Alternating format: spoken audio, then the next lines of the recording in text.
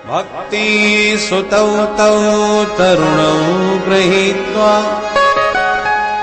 प्रेमैकरूपा सहसा विराज।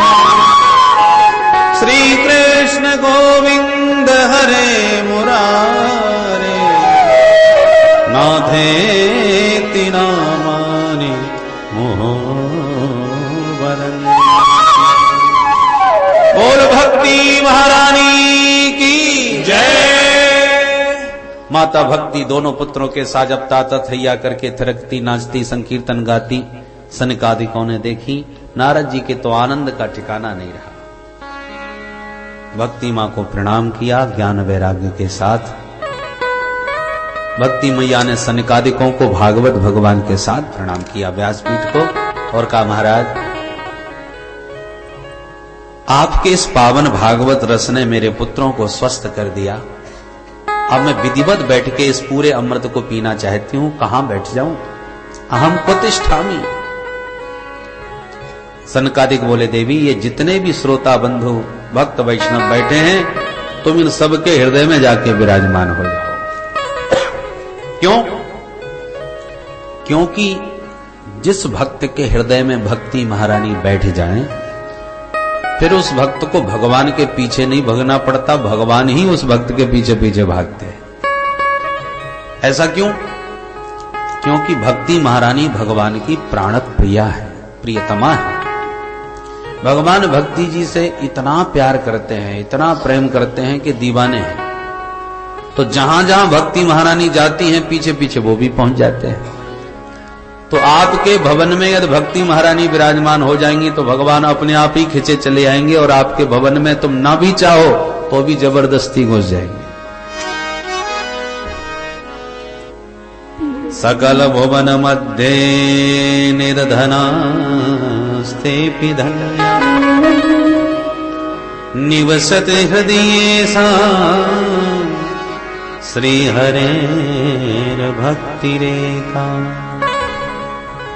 हरिरपि निजलोकं सर्वथा तो विहाय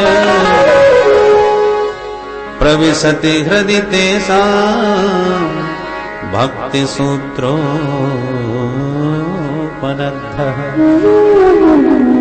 सकल भुवन मध्य इन 14 भुवनों में परम धन्य वही है जिसके हृदय भवन में भक्ति महारानी का निवास हो। माताएं साफ सफाई करना बहुत अच्छी तरह जानती है, भाइयों को इतना ज्ञान नहीं होता। तो आपके भवन में यदि गंदगी होगी भी तो भक्ति महारानी जब वास करने लगेंगी तो इतनी सफाई कर देंगी, मकान को भवन को ऐसा झाड़ पोंछ के चमका देंगी कि ठाकुर जी का तो बहुत मन है सबके भवन में बैठने का, और बैठने लायक भी तो हो। एक कुत्ता भी जहां बैठता है वहां अपने पैरों से स्थान को ठीक बनाता है और उसे उचित लगता है तब बैठता है। तो त्रिभुवनपति उन परम प्रभु को बैठाना चाहते हो तो उनके योग्य भूमि भी तो बनाओ। ठाकुर जी बैठने को भवन में झांकते हैं पहले के भवन कैसा है, ढूंढते ही रहते हैं कि खाली मकान मिले तो कब्जा करें, और मकान खाली हो तब तो कब्जा हो जब भवन में देखते हैं कि काम क्रोध लोभ मोह मद मात्सर्य ईर्षा द्वेष छल कपट इतने भरे पड़े हैं कि ठाकुर जी दूर से ही समझ लेते हैं हाउसफुल, यहां जगह नहीं है भैया पैर रखने के लिए, तो बाहर से ही ताक करके झांक करके लौट जाते हैं। और जिसके भवन से ये सारे भाग गए और भक्ति महारानी जी ने अपना अड्डा जमा लिया, सारे दुर्विकारों को झाड़ पहुंच करके भगा करके साफ करके और चमका देती हैं, और मेरे प्रियतम प्रभु को क्या पसंद है उन्हीं तदनुकूल अपना और भवन का श्रृंगार करके सुसज्जित होके प्रियतम की प्रतीक्षा में जब बैठ जाती हैं तो हरिरपि निज लोकम सर्वथा तो विहाय, ठाकुर जी अपना भवन अपना साकेत वैकुंठ सब छोड़ छाड़ के प्रविशति हृदय तेषां उसी भक्त के हृदय में बरबस प्रविष्ट हो जाते हैं। और एक बार प्रविष्ट हो पाए तो उनकी प्रियाजी उनके पाद पद्मों को ऐसा पकड़ती हैं, ऐसा बांधती हैं, ऐसा जकड़ती हैं कि वो जीवन में फिर दोबारा लौट ही नहीं पाते, हमेशा के लिए कैद हो करके उस भक्त के भवन के बंदी बन जाते हैं। प्रभु को बांधने में सामर्थ्य यदि है तो उनकी भक्ति महारानी में, वही उन्हें बांध सकती है। जल्दी से तो वो किसी के भवन में घुसते नहीं, और जिस पर भवन में घुस के कब्जा कर लें तो जीवन में फिर खाली करने वाले भी नहीं, हमेशा के लिए प्रविष्ट हो जाते हैं। एक ब्रज की गोपी थी, जमुना के किनारे आंख बंद किए ध्यान लगाए बैठी थी। देवर्षि नारद निकल पड़े और ध्यान मग्न ब्रजबाला को देखा तो नारद जी को सबसे बड़ा आश्चर्य हुआ। संत जिसका ध्यान लगाते हैं वही ध्यानगम्य तत्व श्री कृष्ण आज इन गोपियों के आगे पीछे नाचते डोल रहे हैं। तो जिसका ध्यान लगाया जाता है वह स्वयं इनके आगे पीछे भागता है, तो फिर ये किसका ध्यान लगाने आई है? कौतुक हुआ नारद जी को। तो गोपी के सामने आके बैठ गए। थोड़ी देर में ब्रजबाला के नेत्र खुले। नारद जी को देखते ही तुरंत प्रणाम किया। नारद जी बोले, देवी जी मैं पूछ सकता हूं कि आंख बंद करके किसका ध्यान कर रही थी? बोली भाली गोपी तुरंत प्रणाम करके बोली, महाराज अब कहा बताऊं, मैं तो आफत की मारी हूं, अपनी समस्या को समाधान ढूंढ रही हूं, मैं काऊ को ध्यान ना कर रही। अरे क्या समस्या बताओ? ब्रज गोपी बोली, महाराज आप परम संत हो, समाधान बताओ तो समस्या सुनाओ। हाँ हाँ सब समाधान बताऊंगा, समस्या तो पता चले। तब गोपी ने अपनी समस्या सुनाई। महाराज सबसे बड़ी समस्या ये है कि ये नंद को छोड़ो, टेढ़ी टांग बालो यशोदा नंदन मेरे चित्त में ऐसो चिपक के बैठ गए हो कि वाके चक्कर में घर को कछु काम मुंह पे ना हो सके। मैं बावरी है गई, परेशान है गई, वाके चक्कर में कछु काम ना हो गए, रोज सास की गाली सुननी पड़े। अब तुम आज की सुन लो महाराज। आज मैं सवेरे सवेरे जगी, मेरी सास बोली, बहू जाने गैया दोहला। मैंने दोनी उठाई, गैया दोबे गौशाला आई, और गौशाला में जैसी गैया दोबी लगी सुई नंद को लाला मेरे बगल में आके खड़ो है गयो। मुस्कुरा के बोलो, भाभी सबरो ही दूध दोहलेगी, मुंह को ना पिवाएगी, सवेरे को मैं भी भूखो डोल रहा हूं।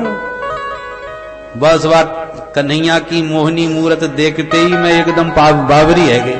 मैं बोली, अरे लाला तो भूखो है, चल खोल अपनो मोड़ो।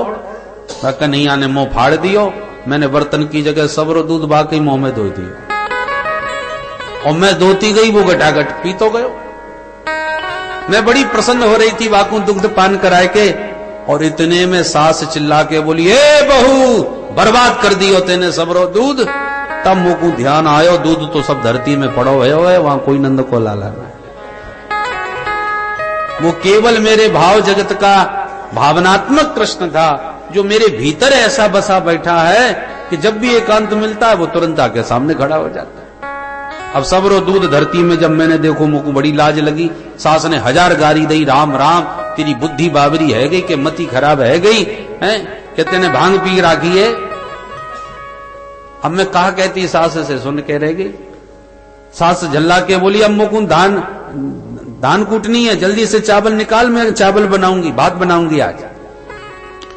मैं आंगन में आके मूसल लेके धान कूटने लगी। जहां एकांत भयो, वो नंद को छोरा फिर सामने खड़ो है गया। अरे भाभी नाराज है गई है का, कैसी मुंह लटकाए बैठी है? महाराज का बताऊं, बाकी मोहनी मूरत देखते ही मैं बिल्कुल पागल है गई। मैं फिर वहां से बातें कर भी लगी। कितनी देर तक कहा बातें वही मोह होश ना है। जब सास झल्ला के पड़ी, ए बाबरी कौन से बैठी बैठी बतिया रही है, तब वो को होश आयो, वहां कोई नंद को लाला ना है, अकेली बैठी बातें कर रही। सास ने फिर आके 1000 गाली सुनाई। झल्ला के बोली, बिल्कुल बाबरी है गई, जा जाके जमुना जल भरला, पानी की बूंद ना पीवे को। मैं मटकी लेके पानी भर में चली आई जमुना तट। अब जमुना जल तो मैंने भर लियो महाराज, पर मटका इतना भारी के सिर पे ना उठा पाई। सोच में लगी, कहा करूं, सुई नंद को लाला आ गयो। अरे भाभी मैं ऊंचाई दूं का? मैं बोली, अरे लाला बड़े मौके पर आए ने एक सहारो लगाए दे। वह कन्हैया ने हाथ लगायो, मैंने मटका उठायो, धम नदी से गिर के फूट गयो। तब होश आयो, वहां कोई नंद को लाला ना। अब मटकी मेरी फूट गई महाराज। घर में जाती 1000 गाली फिर सुननी सास की। मैं तो तंग आ गई आनंद के छोरा से, आज मैंने उठान ली कि जब तक या चित्त चोर को चित्त से ना निकालूंगी तब तक घर को काम कबू ना कर पाऊंगी। सो महाराज में आंख बंद करके वही अभ्यास कर रही थी कि चित्त में घुस तो गया अब या निकलेगो कैसे। मैं वो अभ्यास कर रही हूं। अब आप ही बताओ, मैंने तो सबरी कोशिश कर ली, मुंह पे ना निकले, आप ही बताओ। नारद जी तो सिर पकड़ के बैठ गए, हे भगवान, ऐसा विपरीत योग करने वाला साधक पहली बार देखा। दुनिया तो मेरे से यही पूछती है, महाराज घर छोड़ दिया, परिवार छोड़ दिया, राख लगा करके पंचाग्नि तप रहे, गर्मियों में इतना सब कर रहे हैं, पर आंख बंद करते ही फिर वही संसार घूमता है। संसार कैसे निकले, माधव में मन कैसे लगे, ये तो सारी दुनिया सुनाती है अपनी समस्या, पर ये समस्या पहली बार सुनी कि वो चित चोर ऐसो चिपक के बैठ गए हो कि निकल तो ना है। महाराज अब घर को काम कैसे करूं ये बताओ। जिसकी एक झलक पाने के लिए महात्मा कितना कितना साधन करते हैं, यम नियम आसन प्राणायाम प्रत्याहार धारणा ध्यान समाधि, तब जाकर के एक हाथ झलक मिल जाए पदनक चंद्रिका की तो अपने को कृतार्थ मानते हैं कि एक झलक आज कुछ मिली। प्रत्याहृत्य मुनि क्षणम विषय तो यस्मिन मनोधिष्यति, विषयों से जो अपना चित्त हटा करके जिस चरणों में लगाना चाहते हैं, धन्य है ये ब्रजबाला कि उसी चित्त चोर को बाहर निकालने के लिए ध्यान लगा रही है, समाधिस्थ होने का प्रयास कर रही है। संसार के विषयों में मन लगाना चाहती है, फिर भी मन लग नहीं रहा। मुग्धेयम किल पश्य तस्य हृदयात् निष्क्रांति माकांक्षति। तात्पर्य है कि जल्दी से तो वो आता नहीं, और यदि कहीं आ गया तो लाख प्रयास कर लो फिर वो निकलने वाला नहीं, छा जाता है।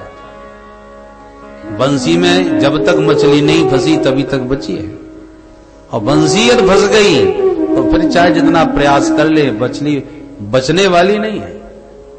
तो बंसी वाले के भी चितवन से जो एक बार फंस गया, घायल हो गया, वो फिर बचता है।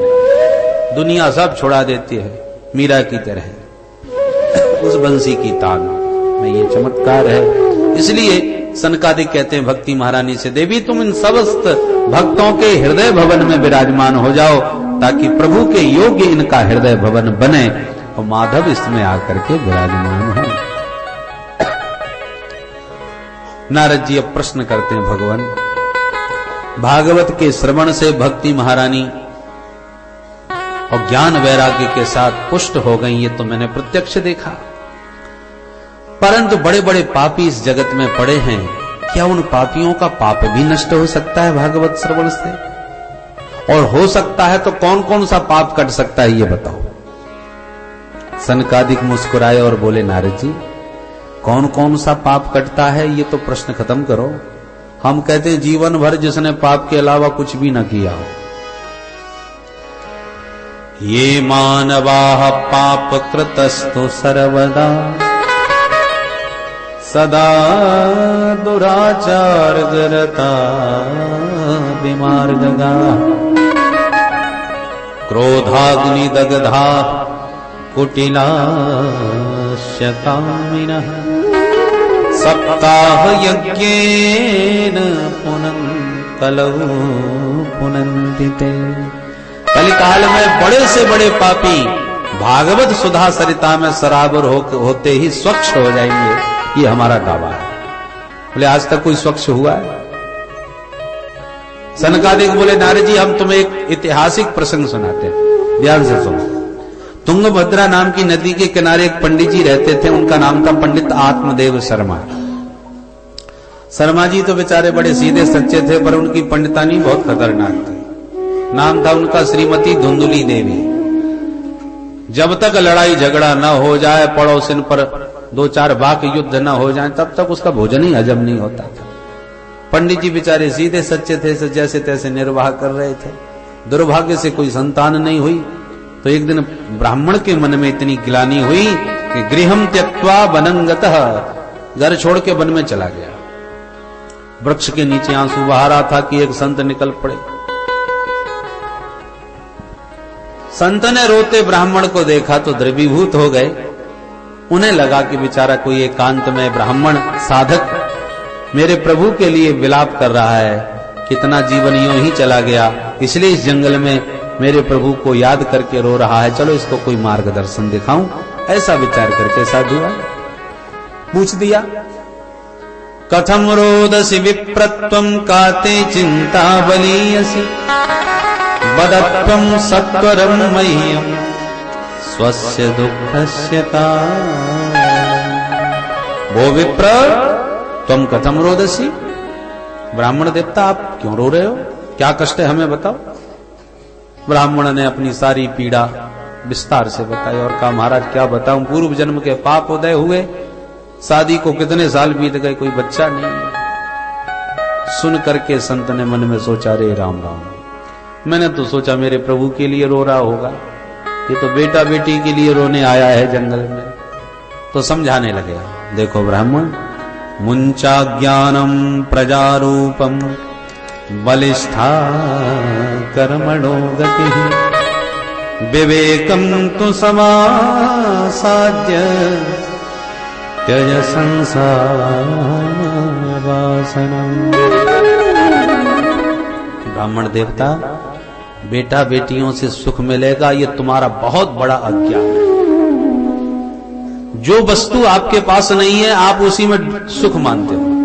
हे भगवान, किराए के मकान में रहते हैं, अपना मकान बन जाए बड़े सुखी हो जाए। अब मकान बन गया सुखी हो गए, बोले साहब मकान तो बन गया, गर्मी बहुत पड़ती है, जरा एयर कंडीशन और लग जाए, एसी लग गया सुखी हो गए। बोले साहब वो तो सब ठीक ठाक है, पर मकान बड़ा दूर है घर मार्केट से, थोड़ा गाड़ी का साधन और मिल जाए। जुटाते रहो जितना जुटा सकते हो साधन, पर सुखी कब हुए जरा पूछो। जिनके पास ये समस्त साधन हैं उनसे भी तो पूछ के देखो वो कितने सुखी हैं। इसलिए ब्राह्मण, तुम्हारे पास बेटा नहीं है इसलिए तुम बेटे में सुख ढूंढ रहे हो, बेटा हो तो बड़े सुखी हो। अरे जानवरों के दर्जनों बच्चे होते हैं, कितने सुखी हैं। संतान से सुख मिलेगा ये तुम्हारी भ्रांति है। ब्राह्मण बुरा मत मानना, तेरे भाग्य की रेखाएं स्पष्ट कह रही हैं, सप्त जन्मावधि तव पुत्रो नई वच नई वच, 7 जन्म तक तेरे को कोई संतान नहीं होगी। इतना सुनते ही ब्राह्मण ने बड़ी जोर से सिर पटका धरती में। संत जी घबरा गए, रे ब्राह्मण क्या करते हो, ऐसे सिर पटकोगे मर जाओगे। ब्राह्मण ने कहा, मरने तो मैं बैठा ही था, आपको देख करके मुझे लगा कि आप संत हो, मेरा कष्ट दूर करोगे, सो आपने तो मेरा कष्ट 7 गुना और बढ़ा दिया। मैं तो इसी जन्म के लिए रो रहा था, आपने 7 जन्म की सुना दिया। मैं कुछ नहीं जानता महाराज, मुझे आपको बेटा देना पड़ेगा, और नहीं दिया तो दूसरी बार इतनी जोर से सिर पटकूंगा कि मैं तो मर ही जाऊंगा, पर आपको भी ब्रह्म हत्या लगेगी, याद रखना महाराज। संत जी की धड़कन तेज हो गई, हे भगवान, बिना मतलब की ब्रह्म हत्या मोल ले ली हमने। अरे ब्राह्मण, जब तेरे भाग्य में विधाता ने नहीं लिखा तो मैं तुझे संतान कहां से दे दूंगा भाई। बोले नहीं महाराज, मैं कुछ नहीं जानता, नोचेत त्यजाम्य हम प्राणास्त्वदग्रे शोक मूर्छित, अभी मरता हूं, नहीं तो बेटा दो। संत जी ने समझ लिया कि निश्चित मर जाएगा। बोले अच्छा भाई सुनो सुनो ब्राह्मण, अब इतनी जल्दी ना करो, एक निवेदन हमारा सुन लो, हम भगवान के नाम से एक फल तुम्हें दे रहे हैं, इदम भक्ष्य पत्न्या त्वं ततः पुत्रो भविष्यति। ये फल अपनी पत्नी को खिला देना है तो भगवान ने चाहा निश्चित बेटा ही होगा। आप तो ब्राह्मण खुशी के मारे नाचने लगे। धन्य हो, साधु बड़े सरल होते हैं, बड़े दयालु होते हैं। और खूब महिमा गा करके पंडित जी दौड़े दौड़े घर आए। अरे सुनती हो, देखो क्या लाया हूं। पंडितानी दौड़ी दौड़ी आई, क्या लायो महाराज? देखो कितना सुंदर फल है, जल्दी से खाओ। पंडितानी ने माथा पकड़ा, हे भगवान, गला तो ऐसे फाड़ रहे थे जैसे 9 लखा हार लाए हो। मैंने आज तक क्या फल नहीं खाया जो एक फल दिखा रहे हो हमको? पंडित जी बोले, भाग्यवान, ऐसा वैसा फल नहीं है, खाएगी तो बेटा होगा, बहुत बड़े सिद्ध बाबा ने दिया है मेरे को। पूरी कहानी सुना दी। ओहो, ऐसा फल है ये, तब तो मैं अवश्य खाऊंगी। आप अपना काम करो, अभी मैं नहा धो के पूजा पाठ करके फिर पाती हूँ। हाँ ठीक कह रही है, जरूर ध्यान से पा लेना। ठीक है महाराज, विश्वास दिला दिया। पंडित जी पड़ोसी के यहाँ चले गए गप्पे मारने के लिए, देखना अब हमारे घर में भी किलकारियां गूंजने वाली हैं। बहुत बड़े सिद्ध संत का आज दर्शन मिला था, वो सब सुनाते फिर रहे थे जगह जगह। और पंडितानी घर में फल लिए बैठी है, हे भगवान, खाऊं क्या ना खाऊं? ये तो सीधे सच्चे हैं, चाहे जिसकी बातों में आ जाते हैं, पर मैं ऐसी बातों में आने वाली नहीं हूं। बहुत दूर की सोचती हूँ, बहुत आगे पीछे की सोचना पड़ता है। सोच ही रही थी कि पड़ोसन आ गई। धुंधली बहन क्या सोच रही है बैठी बैठी? अरे सखी तू खूब आएगी, हमारे स्वामी जी को न जाने किस बाबा बैरागी ने एक फल पकड़ा दिया, कह रहे हैं इसको खाएगी तो बेटा होगा। अब तू बता, फल खाने से कहीं बेटा बेटी होते हैं? सब बकवास। मैं इन बातों को नहीं मानती, पर समझ में नहीं आता क्या करूं। पड़ोसन बोली, देख बहन ऐसे मत बोल, संतों के वचनों में बड़ी शक्ति होती है। यदि किसी संत ने फल दिया है तो मुझे तो भरोसा है तू खाएगी तो निश्चित बेटा होगा। और एक बात बता, न भी हुआ बेटा तो फल कोई नुकसान करने वाला तो है नहीं, कोई दवा तो है नहीं जो तू इतना डर रही है और सोच रही है। अरे भगवान का नाम लेके पाले, होना होगा तो हो जाएगा, नहीं तो कोई नुकसान की तो कोई बात ही नहीं। अच्छा, धुंधली बोली, तो तू कहती है तो पा ही लेती, पर एक बात बता, मैंने सुना है गर्भिणी स्त्री ज्यादा तेज भाग भी नहीं सकती। पड़ोसन बोली, तो तुझे कहां दौड़ में हिस्सा लेना है? अरे मत भागना, ये कोई समस्या है? धुंधली बोली, देख बहन वैसे तो मुझे कहीं नहीं भागना दौड़ना, परंतु घर में ये आग लग गई तो भगना नहीं पड़ेगा, समय का क्या भरोसा। पड़ोसन ने कान बंद किए, हे भगवान क्या उटपटांग बातें सोच रही है बैठी बैठी। अरे शुभ शुभ सोच, कहीं कुछ नहीं होगा, भगवान का नाम लेके पाले। अच्छा तू कहती है तो पा लेती हूं, पर मैंने तो ये भी सुना है गर्भवती स्त्री ज्यादा काम नहीं कर सकती। पड़ोसन बोली, तो ये कोई बहुत बड़ी समस्या नहीं, अपनी ननद को बुला लेना, 4 महीने पहले से बुला करके उसी से सब काम करवाना। जब बुआ बनती है वो तो बधाई तो देनी ही पड़ती है, तो 4 महीना पहले से उसी से काम करवाना, बाद में बधाई दे देना। धुंधली बोली, बहन तू नहीं जानती, मेरी ननद महाचोटी, 4 महीना की कह रही है, 1 महीना भी घर में आ गई तो मेरा तो घर साफ कर जाएगी, मैं कभी नहीं बुलाने की। पड़ोसन बोली, ठीक है मत बुलाना, कोई नौकर चाकर रख लेना, सब घर के काम हो जाएंगे, तू तो भगवान का नाम लेके फल खा ले। अच्छा बहन तू कहती है तो खा ही लेती हूं, पर एक बात और सुन। क्या? बोले, मैंने सुना है सुखदेव जी मां के गर्भ में 12 वर्ष रहे थे, सही बात है? बोले, हाँ बहन सुना तो मैंने भी, ऐसा ही है। बोले, हे भगवान तब तो मैं ये खतरा कभी मोल नहीं लेने वाली, मेरे साथ ऐसा कुछ हो गया मैं तो जीते जी मर जाऊंगी। सुखवद निवसेत गर्भम तदा में मरणम भवेत एवं कुतर्क योगेन तत्फलम नैव भक्षितम। सनकादिक कहते हैं नारद जी इतने कुतर्क किए कि डर के मारे आखिर में उसने फल खाया ही नहीं। पड़ोसन बेचारी समझा समझा के माथा गर्म हो गया, सो चली गई, तेरे को जो बुद्धि में आवे सो कर, पर इसने फल नहीं खाया। इतने में छोटी बहन आ गई इसकी। बहन क्या कर रही हो? धुंधली ने सारी कहानी उसको सुनाई। छोटी बहन यही चाहती थी इसके कोई ना हो तो एक मेरा बेटा ये गोद ले लेगी और सारी संपत्ति मेरी हो जाएगी। तो छोटी बहन ने और माथा खराब कर दिया, फल खाने से कहीं बेटा बेटी होते हैं? साहब कपास तक मेरी बात मान, मुझ में तुझ में कोई अंतर नहीं है बहन, मेरे को बच्चा होने वाला है, मैं तुझे वचन देती हूं अब की बार जो मेरा बेटा होगा उस पर तेरा ही अधिकार हो, और ये फल तू अपनी गैया को खिला दे। इतने वर्षों से घर में बंद है, उसके भी तो कोई बछड़ा नहीं हो रहा। देखे महाराज जी के वचन में कितनी शक्ति है, फल की परीक्षा भी हो जाए। अतः ये फल तू गाय को खिला, बेटे का बेटा तुझे मिल जाएगा, कोई खतरा नहीं, और फल की परीक्षा भी हो जाए। धुंधली बोली, वाह बहन तूने तो मेरी सारी समस्या चुटकियों में ही हल कर दी, बहन हो तो तेरी जैसी हो। बड़ी खुश हो गई, चुपचाप गाय को फल खिला दिया। पतिदेव लौटे, कहो देवी फल खाया? बोले, हाँ महाराज तुम्हारे जाते ही उसी वक्त बोल पा लिया मैंने, झूठ बोल गई। और बातें बनाती रही कि मुझे बड़ा फायदा हो रहा है। कालांतर में छोटी बहन के बेटा हुआ, उसने चुपचाप रात में धुंधली को दे दिया, और धुंधली ने उसे अपना बता करके पतिदेव को समझा दिया। बोले वाले पंडित जी खुशी में नाचने लगे, बड़ा भारी पुत्र जन्मोत्सव मनाया। और ठीक उसके 3 महीने बाद साधेनु सुसवेर भकः, जिस गाय को फल खिलाया था उसके भी एक बेटा हो गया। सर्वांग सुंदरम दिव्यम निर्मलम कनक प्रभम। बड़ा ही सर्वांग सुंदर दिव्य पुत्र गाय का। मात्र कान ही गाय जैसे थे, बाकी तो बिल्कुल मानव जैसे। गांव वालों को पता चला, बड़ी भीड़ इकट्ठी हो गई।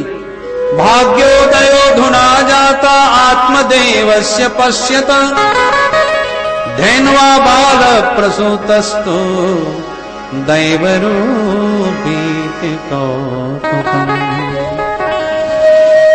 बधाई हो पंडित जी महाराज, कहां तो एक बेटे का मुंह देखने को तरसते रहते थे, अब तो तुम्हारी गाय ने भी बेटा दे दिया, दो बेटा हो गए। भाई भगवान देते हैं तो छप्पड़ फाड़ के देते हैं। पूरा गांव पंडित जी के सौभाग्य की सराहना करने लगा। धीरे धीरे बच्चे बड़े हुए, दोनों बच्चों के नामकरण हुए। गाय के पुत्र का कान गाय जैसा है, इसलिए नाम गौकर्ण।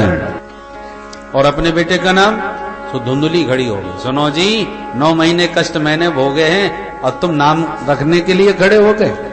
अच्छा, बुरा क्यों मानती है, तू नाम रख दे। बोले मेरा बेटा तो नाम मैं ही रखूंगी। हाँ रखो। बोले मेरा नाम धुंधली, बेटे का नाम धुंधकारी होना चाहिए। ठीक है देवी, जैसी थारी मर्जी। धीरे धीरे बच्चे बड़े हो गए। दोनों ने ख्याति प्राप्त करी, एक विख्यात तो दूसरा कुख्यात। गौकर्ण जी जिस गली से निकल जाएं, लोग श्रद्धा से चरण छूने को दौड़ पड़े, इतनी भीड़ लग जाए। और धुंधकारी जिस गली से गुजर जाए, लोग ताला बंद करके भग जाए, घरों में छुप जाएं, इतना दुष्ट। कियत कालेन तौ जातौ तरुणौ तनयाविति गौकर्णः पंडितो ज्ञानी धुंधकारी महाकलह। धुंधकारी बहुत ही दुष्ट प्रकृति का हुआ। चोरी करे, डकैती डाले, व्यभिचार में प्रवृत्त होकर घर की सारी संपत्ति नाच गाने में लुटा डाली। घर के बर्तन तक उठा के बाजार में बेच दिया। अब पंडित जी सिर पकड़ के रोने लगे। क्व तिष्ठामि क्व गच्छामि को मे दुःखम व्यपोहै। हे भगवान, कहां जाऊं, किसके पास बैठूं, किसको अपनी समस्या सुनाऊं। इससे तो अच्छा कि कहीं एकांत में जाके आत्महत्या कर लो। प्राणास्तजामि दुःखेन, मरने को निकल पड़े। पहले भी निकले थे, क्यों? बोले बेटा नहीं। आज फिर मरने निकल पड़े, क्यों? बोले बेटा क्यों है। यही समस्या है।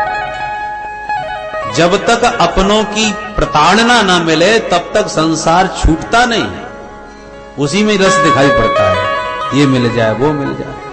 जब अपनों से थप्पड़ लगती है तभी वैराग्य होता है। दिन से हम चिपके बैठे हैं। एक बार लोहा सोना आपस में बातें करने लगे। सोना लोहे से बोला, क्यों रे, पिटता भी तू भी खूब पिटता है, मैं भी खूब पिटता हूं। दोनों की पिटाई होती है और एक जैसी होती है, पर तू जितना चिल्लाता है उतना मैं नहीं चिल्लाता। सोना पिटता तो है पर इतनी आवाज थोड़ी होती, और लोहा पिटे तो महाराज पूरा मोहल्ला को पता चल जाता है, इतना चीखता है। तो स्वर्ण ने पूछा, तू इतना चीखता क्यों है?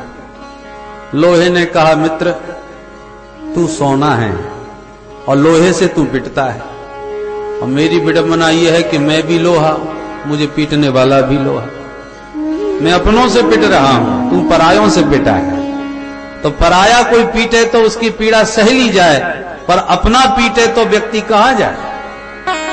इसलिए तू मेरी वेदना को समझ नहीं सकता। बोलो राधे राधे राधे राधे। तो आज अपना ही बेटा धुंधकारी पीट रहा है, तो अब आत्मदेव जिसके लिए इतना रो रो करके संत के बल को लेके आया, आज उसी ने रुलाया तो भागा। गौकर्ण जी ने देख लिया तो हाथ पकड़ के रोक लिया और 2 श्लोकों में बड़ा ही दिव्य उपदेश शास्त्रों का दिया। पिताजी ये बताइए, संसार में आपको सुखी कौन नजर आता है? न चेन्द्रस्य सुखम किंचित न सुखम चक्रवर्तिनः सुखमस्ति विरक्तस्य मुनिरेकांत जीविनः। कोई तन दुखी, कोई मन दुखी, कोई धन बिन रहत उदास, थोड़े थोड़े सब दुखी, सुखी राम के दास। राम के दास कभी न होवे उदास। इसलिए पिताजी कि दुनियादारी का झंझट छोड़ो, राम जी का भजन करो। आत्मदेव ने कहा बेटा तूने बिल्कुल ठीक कहा, यही बात है एक संत ने मुझे पहले समझाई थी पर मेरी मति मारी गई, मेरी समझ में नहीं आई। आज तेरी बात बिल्कुल समझ में आ रही है। बेटा मन भी मेरा मन भी कहता है कि मुझे भजन करना चाहिए, पर क्या करूं, मन लगता नहीं। कैसे मन लगाऊं? गौकर्ण जी कहते हम बताते हैं। दो बातों का पहले अभ्यास कर लो। संसार में बांधने वाली दो रस्सियां हैं पिताजी। विवेक से चिंतन पूर्वक इन दो रस्सियों को जिसने खोल दिया वही संसार से मुक्त हो गया। वो दो रस्सियां कौन सी हैं? देहिस्थिमां सरुधरे भिमतिं त्यजत्वं, जाया स्वतादिषु सदा ममतां विमुञ्च, पश्यानिशं जगदिदं क्षणभङ्गनिष्ठं, वैराग्य राग रसिको भव भक्तिनिष्ठ। पिताजी ये जो शरीर है ना, इस शरीर को ही हम आत्मा माने बैठे हैं, सारा जीवन इसी के पोषण में लगे रहते हैं, जबकि ये हमारा स्वरूप नहीं, ये हमारी पंचायती धर्मशाला है जिसमें हम कुछ दिन के लिए किराए से रहने आए हैं और सारी जिंदगी सारी संपत्ति धर्मशाला की सजावट में लगा दे। अरे धर्मशाला तो दूसरों की है, जब चाहेंगे पंच छोड़ा लेंगे। पंचायती मामला है। किन पंचों का? चित जल पावक गगन समीरा, पंच रचित अति अधम शरीरा। चित जल पावक गगन समीरा, पंच रचित अति अधम शरीरा। ये पंचायती धर्मशाला।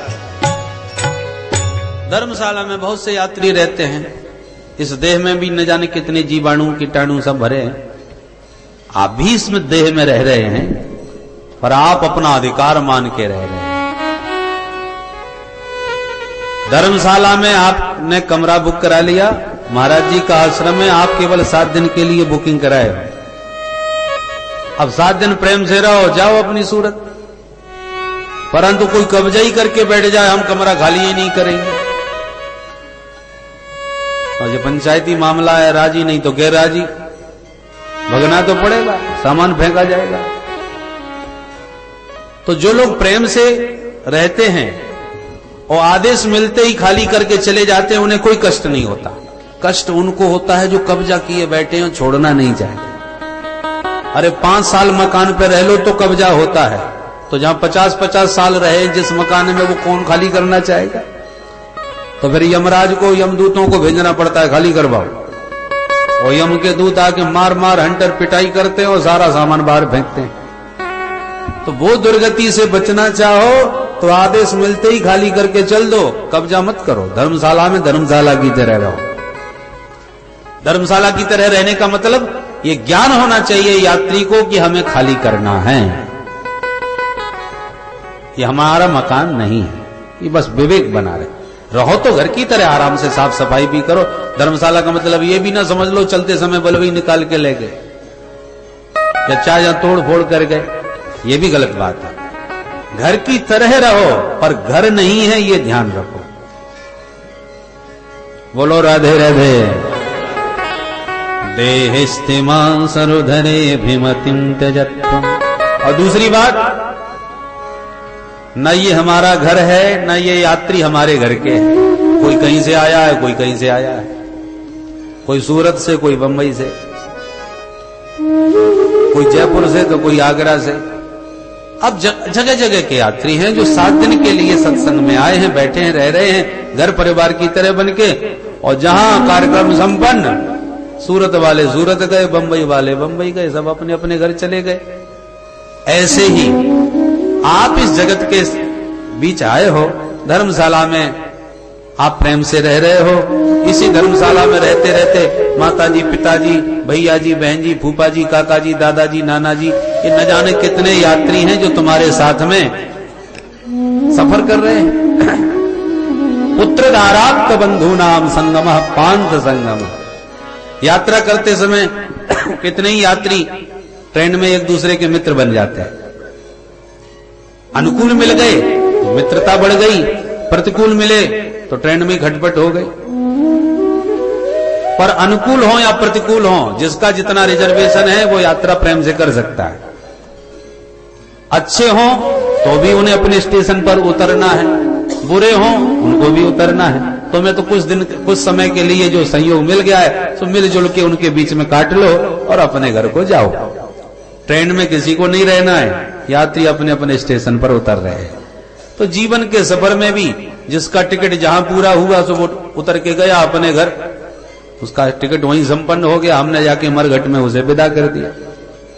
अब एक की सीट खाली हुई तो दूसरा यात्री चढ़ गया, अब यहां से हमारा रिजर्वेशन। जब पैदा हो गए थे तो किसी को नहीं जानते थे, पैदा होने के बाद ही तो जान पहचान भई माताजी, पिताजी आदि की।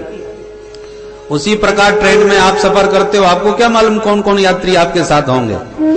जब गए ट्रेन में बैठे तो पता चला और परिचय बढ़ा, और परिचय बढ़ा तो घनिष्ठताएं बढ़ी, अनुकूलता प्रतिकूलताएं बनी, और जब जब स्टेशन जिसका आता गया वो उतर के निकलता गया। ऐसे ही जीवन के सफर में कभी कोई आ रहा है, कोई जा रहा है। पहले माता पिता भाई बहन के यात्री हमारे साथ में थे, अब पुराने पुराने यात्री उतरते गए तो नए नए मिलते गए। शादी हो गई तो धर्मपत्नी मिल गई, कुछ समय के बाद बच्चे हो गए, तो ये नए नए यात्री हैं जो हमारे सफर में हमारे साथ जुड़ते जा रहे हैं, और पुराने दादा दादी सब जाते जा रहे हैं। और इसी श्रृंखला में जैसे तुम यात्रियों को विदा करते गए ट्रेन के सफर में, ऐसे सारे यात्री तुम्हें भी किसी दिन विदा कर देंगे जब तुम्हारा स्टेशन आएगा। बोलो राधे राधे, राधे राधे। इसलिए इस जीवन के सफर को सुखद तो बनाओ, आनंद के साथ सफर करो, ये ध्यान रखते हुए कि हमें अपने स्टेशन पर उतरकर अपने घर जाना है। यात्रियों से प्रेम करने में बुराई नहीं है, पर आसक्ति मत करो जो छोड़ते ही ना बने। कि स्टेशन पर उसकी गाड़ी रुकी और तुम उसे गलवैया लगाए मिल रहे हो, वाह भैया कितना आनंद दिया तुमने भैया, उस समय का पता ही नहीं चला, इतना बढ़िया सुखद सफर हुआ। और ट्रेन ने सीटी मार दी, वो चलने को तैयार, वो बेचारा उतर ही नहीं पाया। पता चला कि काला कोट वाला टीटी आया, उसने धक्का मार के उतारा और सामान फेंक दिया। तो वो धक्का मार के तुम्हें उतारे, ये कोई अच्छी बात थोड़ी है। आप आराम से उतर जाओ, जितना मिलना है पहले ही मिल लो। ऐसे ही सबसे संसार में मिलजुल करके आनंद का जीवन का सफर चलाओ। परंतु जब स्टेशन आ जाए तो यात्रियों से तुरंत विदा लो, और नहीं विदा लोगे तो फिर काले कोट वाले आएंगे और जबरदस्ती विदा लेकर के धक्का मार के भगाएंगे, ट्रेन से बाहर फेंकेंगे। तो अपनी दुर्गति क्यों कराए, जितना था मिलना था मिल लिया। अरे 50-50 साल 100-100 साल रह के नहीं मिल पाए तो आप 5 मिनट में कितना मिल लोगे। अद्यवाब्द शतांतरिवा मृत्युर्वै प्राणिनाम ध्रुव। आज हो या 100 साल के बाद, स्टेशन तो सबका आने वाला है। इतना बढ़िया उपदेश गौकर्ण जी ने दिया कि आत्मदेव की बुद्धि में बात उतरती चली गई। बेटा तू बिल्कुल ठीक कह रहा है। गौकर्ण जी बोले, पिताजी अब दूसरों का गुण दोष देखना बिल्कुल बंद कर दो और आत्मनिरीक्षण करो कि आप क्या हो। क्योंकि सारा जीवन तो हम दूसरों के ही बारे में सोचते रहते हैं और दूसरों की यही समीक्षा करते हैं। फलाने ने देखो ऐसा कर दिया, देखना निश्चित घाटा खाएगा। और वो नंबर 1 का बदमाश है, मैं जानता हूं उसको। अरे तू उसको जान के क्या करेगा, तू पहले अपने आप को तो जान। तू अपने को जानेगा तो फायदे में रहेगा, दूसरे को जानने से कोई फायदा नहीं, अपने को परेशान करेगा। अन्यस्य दोष गुण चिंतन माशु मुक्त्वा सेवा कथा रसमहो नितराम पिबत्वम। एक एक सूत्र गौकर्ण जी का बुद्धि में ऐसा उतर गया आत्मदेव के। एवं सुतोक्ति वसतोपि गृहम विहाय। तुरंत घर छोड़ के आत्मदेव निकल पड़ा। बेटा तेरी बात समझ में आ गई, अब मैं तो केवल एकमात्र प्रभु का हूं ये मैं जान गया, और उन्हीं का होकर के रहूंगा। निकल गए आत्मदेव जी घर छोड़ के।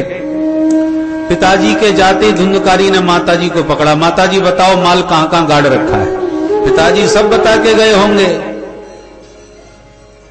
और नहीं बताओगी तो जलती लकड़ी से मारूंगा। जो जलती लकड़ी दिखाई, पवित्रम तिष्ठति ब्रूहि, जल्दी बता।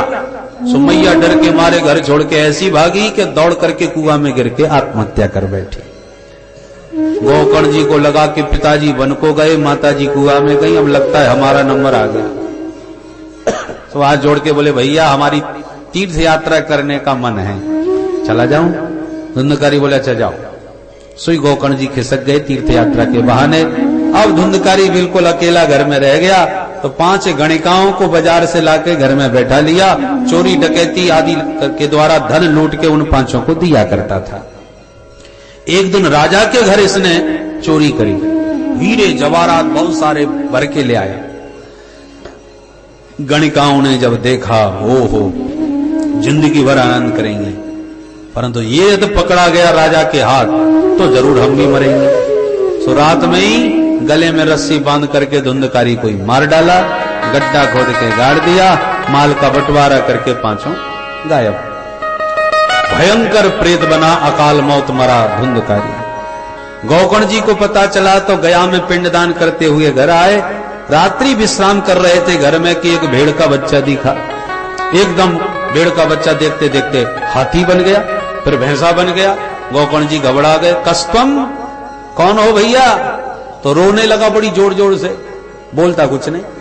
हाथ में जल लेके मंत्र पढ़ के मारा जल, सोई वह प्रेतात्मा बोल पड़ा, अहम धाता त्वदीयोस्मि धुंधकारी तिनामतः स्वकीयेनैव दोषेण ब्रह्मत्वं नाशितं मया। भैया तुम्हारा ही भाई धुंधकारी हूं, जीवन में कितने पाप किए उसकी कोई गिनती नहीं है, उसी के पापड़ बेल रहा हूं कि प्रेत बना भटक रहा हूं, मेरा उद्धार करो भैया। गोकर्ण जी ने कहा मेरे को सब पता चल गया तुम्हारे बारे में, मैं पिंडदान करके आया हूं गया में, फिर तेरा उद्धार क्यों नहीं हुआ भाई? धुंधकारी बोला 100 पिंडदान भी करने से कुछ नहीं होने वाला, नंबर 1 का प्रेत हूं, छोटा मोटा नहीं।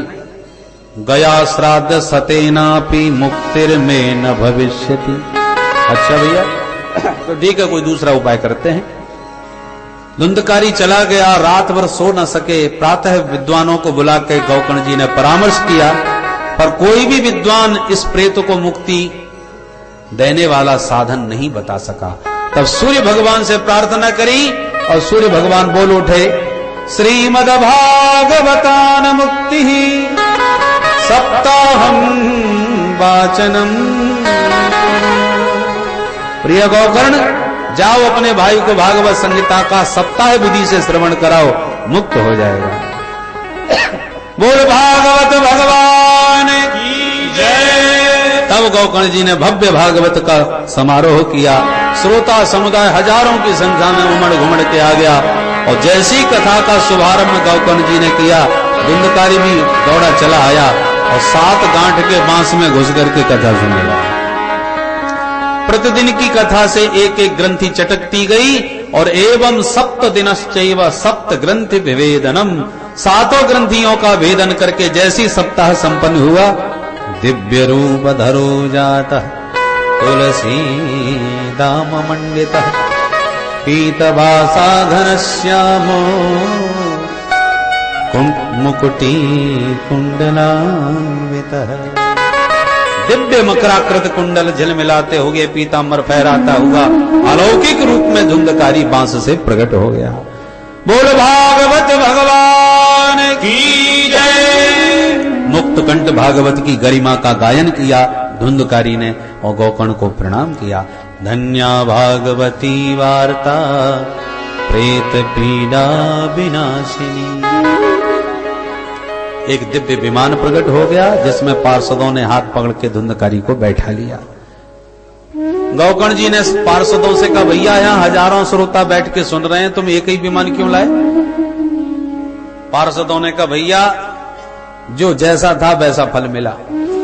पानी बराबर बरसता है एक जैसा, पर कहीं पर पानी कीचड़ रूप में परिणत हो रहा है। गंगा जी में गिरा तो गंगा जल बन गया, सर्प के मुंह में गिरा तो जहर बन गया, विषैला हो गया। पानी की बूंद वही है जो बराबर बरस रही है, पर अलग अलग उसकी परिणति हो रही है। ऐसी कथा तो वही है, पर श्रोताओं की पात्रतानुसार कथा की भी परिणति भिन्न भिन्न होती है। श्रवणम तु कृतम सर्वै न तथा मननम कृतम। कथा तो सबने सुनी है, पर मुक्ति की उत्कंठा तो केवल धुंधकारी के मन में थी, बाकी सब मुक्त होना थोड़ी चाहते थे। कोई तो कह रहा था अरे गोकर्ण ने कथा करी है, पहली बार कर रहा है, चलो सुने आवे कैसी बोलता है। कोई कहता है कि अरे फालतू का समय तो ही, चलो वहीं बैठ के समय पास कर लेंगे। तो श्रोताओं के उद्देश्य अलग अलग होते हैं। कोई कहता है ऋषभ राठी साहब ने आयोजन कराया, एक दिन तो जाना ही पड़ेगा, चलना चाहिए, उन्होंने आग्रह किया इसलिए। तो उद्देश्य जब तक देखो, ये तो कल्प वृक्ष है, जैसी कल्पना होगी वैसा फल होगा।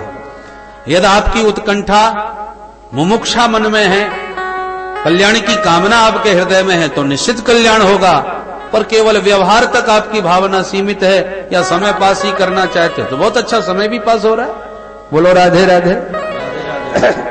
जो मांगोगे वह मिलेगा। अब तो सारे श्रोता उदास हो गए, धुंधकारी तो गया।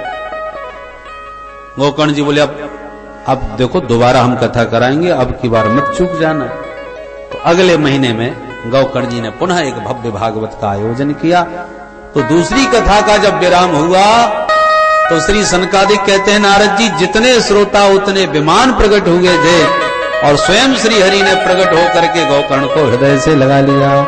बोल भागवत भगवान की जय। जैसे राम जी सारे अवधपुर वासियों के साथ साकेत गए थे, ऐसे ही अयोध्यावासिनः पूर्वं यथा रामेण संगता तथा कृष्णेन ते नीता गोलोकम योगी दुर्लभ।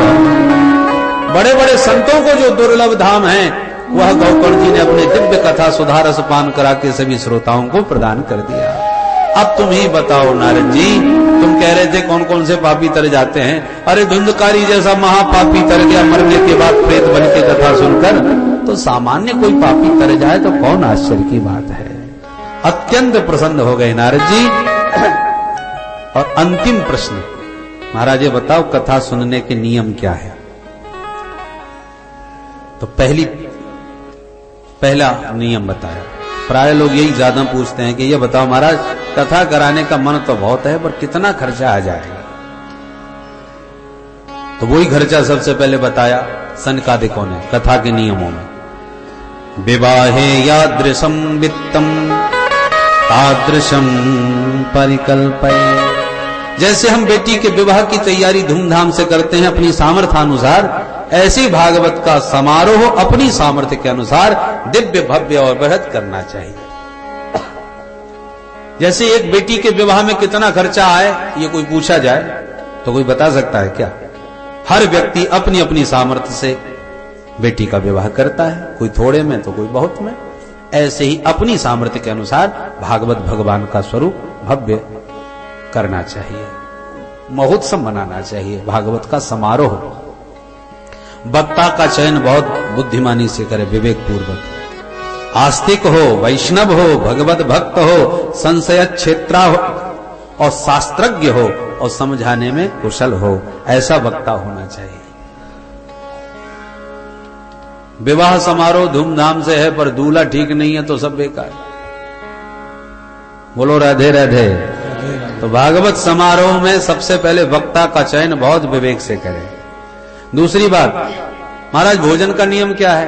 बोले भोजन का नियम तो अच्छा ये है कि 7 दिन तक निराहार रह के कथा सुने। नारद जी बोले तब तो सुन ली कथा महाराज, बड़ा कठिन है ये तो। बोले भाई निराहार न रह सके तो घृतपानम, घी पिए केवल। बोले महाराज घी तो चुपड़ने को बंद कर रहे हैं डॉक्टर साहब, आप पीने की बात करो। बोले भाई घी ना पी सके तो पयः पानम, दूध पियो। बोले वो भी संभव ना बने तो? बोले तो फलाहारम, और फलाहार से भी काम न चले तो? बोले तो फलाहारम। बोलो राधे राधे। खूब चकाचक माल छान करके आओ, परंतु भोजनम तु बरम मन्ये कथा श्रवण कारकम। भोजन तब उत्तम है जब कथा सुनने में आनंद आवे। अब चकाचक माल छान के फिर कथा में बैठे तो पता चला खर्राटे बजने लगे। भोजन ज्यादा होगा तो आलस्य प्रमाद आएगा स्वाभाविक। तो अपनी सामर्थ्य के अनुसार नियम ले। यदि ज्यादा नींद आती है तो प्रातः मध्याह्न में फलाहार करके आवे। फलाहार करने से आलस्य कम आता है और भोजन अन्न में आलस्य ज्यादा आता है। इसलिए प्रायः यही नियम प्रचलित है, प्रातः फलाहार, मध्याह्न में और सायंकाल भोजन। और किसी का फलाहार से तृप्ति न मिलती हो, भोजन करके ही ज्यादा आनंद आता हो, तो प्रेम से 5 बार भोजन करे, कोई परेशानी नहीं। स्पष्ट कह दिया, भोजनम तु बरम मन्ये कथा श्रवण कारकम नोपवास बर प्रोक्त कथा विघ्न करो। यदि उपवास से कोई भी आपको समस्या है तो कोई आवश्यक नहीं है, शरीर की सामर्थ्य अनुसार अपना नियम ले। ऐसा कोई नियम न होना चाहिए जो कथा में बाधक बने। कथा के साधक नियम ग्रहण करें। कथा के विराम में 12 ब्राह्मणों का भोजन अनिवार्य है, बाकी जितना चाहे भंडारा करें। कथा के समापन में नित्य प्रति श्रोताओं को नाम संकीर्तन खूब गान करना चाहिए। जो संकीर्तन की बात कही सोई नारद जी ने बीणा उठा ली, गंगा के तट पर बीणा पर स्वर छेड़ दिए मालकोश राग। और भी जो श्रोता थे वो भी अपना अपना सहयोग प्रदान करने लगे। प्रहलाद जी ताली बजा उठे। कीर्तन में ताली का बड़ा महत्व है। संकीर्तन में जो ताली बजाते हैं उनके भाग्य का ताला खुल जाता है इस ताली से। हाथ में यदि कुयोग की रेखाएं हैं, दुर्घटना आदि की रेखाएं हैं, भगवान नाम की ताली बजने से वो कुयोग मिट जाते हैं। भगवान नाम की ताली बजने से पाप के पक्षी शरीर से उड़ जाते हैं। और पाप के पक्षी उड़ के जाते कहां हैं? बोले जो कीर्तन में मौन बैठे रहते हैं उन्हीं के सिर पे बैठ जाते हैं। इसलिए कीर्तन में मौन नहीं होना चाहिए, सबको मिलकर ताली बजा के कीर्तन करना चाहिए। प्रहलाद जी ताली बजा उठे तो उद्धव जी ने मजीरा संभाल लिए, नारद जी ने बीणा पर राग छेड़ा तो अर्जुन ने मधुर कंठ से आलाप भरना प्रारंभ कर दिया कीर्तन में।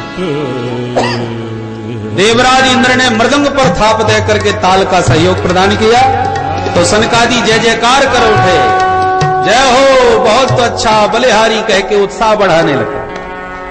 और उसी वक्त श्रोता समुदाय के बीच व्यासनंदन भगवान सुखदेव जी प्रकट हो गए, जो भागवत के श्लोकों को मधुर कंठ से गुनगुना उठे। प्रहलादस्तारधारी तरलगत तया चोद्दव कांस्यधारी वीणाधारी सुररसि स्वर कुशलतया राग करता अर्जुनो इंद्रो भादीन मृदंगम जय जय सुकरा कीर्तने ते कुमारा यत्राग्रे भाववक्ता सरसर जनया व्यासपुत्रो बभूव।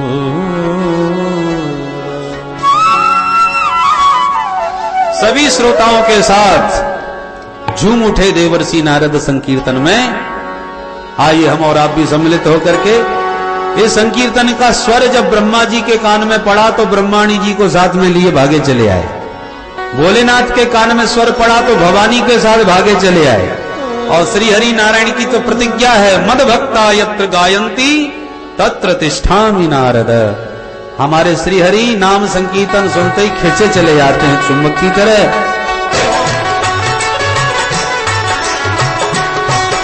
निकुंज में विराजे घनश्याम राधे राधे, निकुंज में विराजे घनश्याम राधे राधे, निकुंज में विराजे घनश्याम राधे राधे, निकुंज में विराजे घनश्याम राधे राधे, राधे राधे राधे घनश्याम राधे राधे, राधे राधे घनश्याम राधे राधे,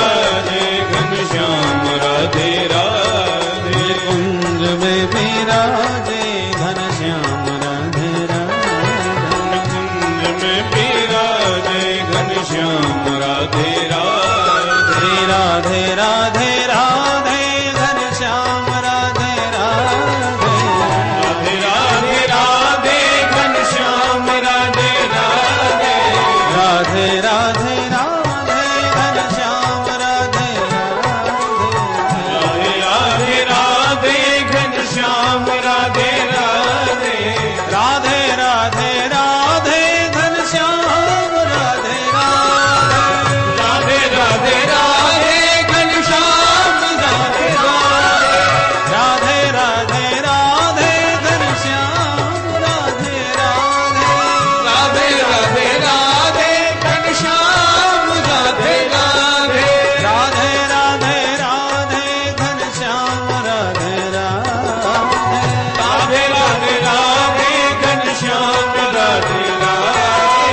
राधे राधे राधे घनश्याम राधे राधे राधे राधे राधे घनश्याम राधे राधे कुंज में विराजे राधे घनश्याम राधे राधे कुंज में विराजे घनश्याम राधे राधे कुंज में विराजे घनश्याम राधे राधे कुंज में विराजे घनश्याम राधे राधे घनश्याम राधे राधे घनश्याम राधे राधे घनश्याम राधे राधे घनश्याम राधे राधे घनश्याम राधे राधे घनश्याम राधे राधे ओ घनश्याम राधे राधे घनश्याम राधे ओ राधे घनश्याम राधे राधे घनश्याम राधे राधे घनश्याम राधे राधे घनश्याम राधे राधे घनश्याम राधे राधे श्याम राधे राधे घनश्याम राधे राधे घनश्याम राधे राधे घनश्याम राधे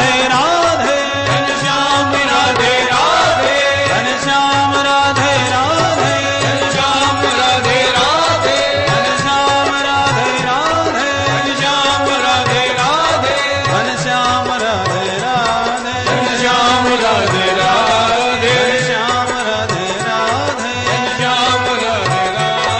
घनश्याम राधे राधे घनश्याम राधे राधे घनश्याम राधे राधे घनश्याम राधे राधे ये कुंज में विराजे जय हो। घनश्याम राधे राधे कुंज में विराजे घनश्याम राधे राधे कुंज में विराजे घनश्याम राधे राधे कुंज में विराजे घनश्याम राधे राधे कुंज में विराजे घनश्याम राधे राधे कुंज में विराजे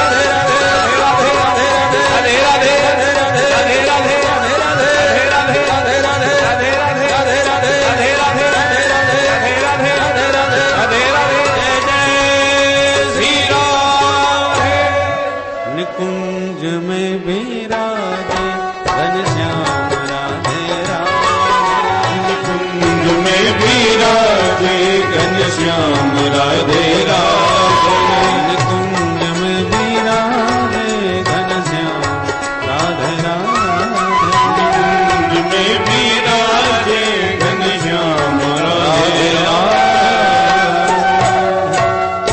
बोल राधा रानी की जय, बरसाने वारी की जय, मोर मुकुट बंसी वारे की जय, श्रीमद् भागवत महापुराण की जय, गंगा मैया की जय, सुख तीर्थ की जय, सुखदेव जी महाराज की जय, संत भगवान की जय।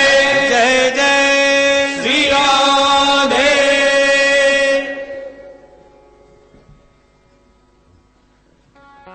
अभी हम लोगों ने महाराज जी के द्वारा श्रीमद् भागवत की अमृत वर्षा श्रवण की।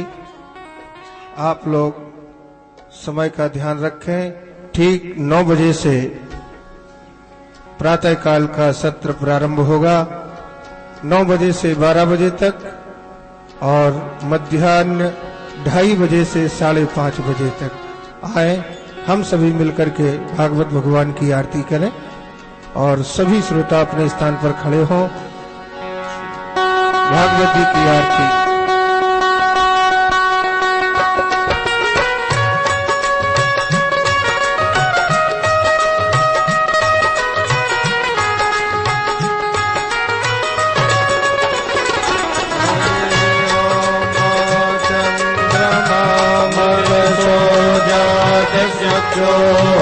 सूर्यो अजायत